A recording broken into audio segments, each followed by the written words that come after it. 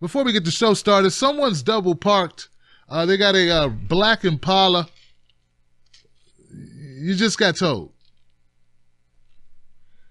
I'm Tim Black for TBTV. Yesterday, there was a lot of hubbub. People say hubbub. What is that? What does that mean? There's a lot of talk going on about the Montana special election, and wow, it was everywhere. I never paid attention to Montana. But this year it was going to be different because this year the Democrats were running Rob Quist. Rob Quist versus Greg Gianforte. Now, Gianforte made the news because, well, he broke a reporter's glasses. Oh, yeah, crack them suckers, man. Oh, I wish we could have saw this tape. We didn't. We heard the audio of Greg Gianforte getting in it with a Mr. Ben Jacobs, who's a reporter for The Guardian. And it's, oh my God, it was everywhere, guys. This story had legs upon legs upon legs. Now, what I want to try to do in this segment is make you understand, or help you understand, why it was everywhere. Why you just couldn't get away from it. Why it was such an important story. No, Mr. Ben Jacobs didn't have to be rushed to the ICU. No one shot him in the back 2 times and left him for dead in the alley. No botched robbery. Nothing.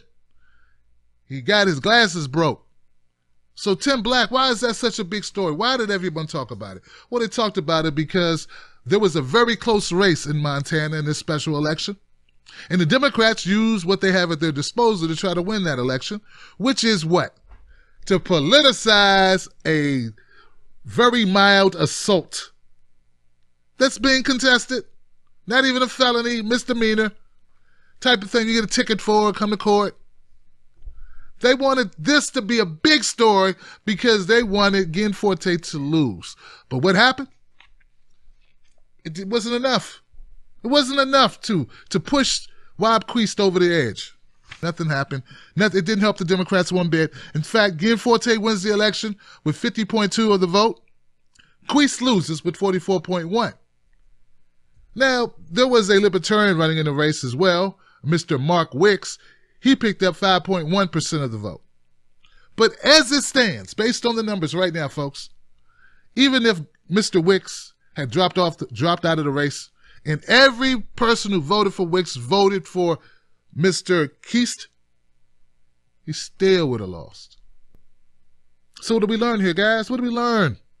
Even when you control the media, you get mainstream media to run story after story, make a big deal out of really nothing, it won't stop what the people want.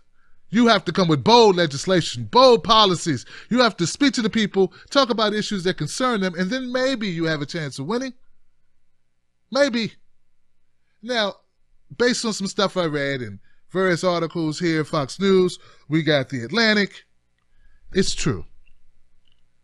Rob Quist, he was in an uphill battle. Mr. Gianforte had the establishment in Montana on his side. But it is what it is. You can't trump up a story and make it such a big story that you think it's going to win the election. Most people in Montana had already voted. So it didn't matter if he broke the guy's glasses or not. They couldn't go change their vote after they cast their vote. And obviously, the people that were left weren't enough of those people who were outraged about a reporter getting his glasses broke. Just wasn't enough, man. Maybe if you got your legs broke, maybe, back broke, something big, a big shiner or something. There was nothing. And I'm not saying again Forte should have roughed up Jacobs. Not saying that at all. What I'm saying is people don't care that much. And they don't care, guys, frankly, because a lot of people don't like the media. I don't know if you heard this or not. If you listen to MSNBC or CNN or most of the mainstream media, you would think that people don't like the media because of Donald Trump. That's not why. That's not why. See, Donald Trump just realized somewhere along the line while he was running that a lot of people didn't like the media. See, the people already didn't like the media. See, Trump is good at tapping at the thing that people already don't like. And as rich as he is, he's not in such a bubble. Maybe he is, but not in this case, not when it comes to what people are thinking, what people are wanting. Maybe he listens more than, say, a Nancy Pelosi. Listen a little bit more than, say, Donna Brazile. Because for some reason, Nancy Pelosi and Donna Brazile and Debbie Wasserman Schultz and Hillary Clinton think the shit that they're shoveling, that people care about it. Tom Perez thinks the stuff he talks about matters. But listen to what Donald Trump talks about when he makes sense. Because he doesn't always make sense. Right? But when he's making sense, listen to what he's talking about. It resonates with people. And that's why he won the election, because he's talking about issues that affected regular people. Bernie Sanders, Donald Trump, they talk about issues that people can relate to. The Democrats tend not to. And just like what happened in Montana, which is a big fat 0, doesn't matter if you lost by 2 or you lost by 122. It's a loss. It's a loss.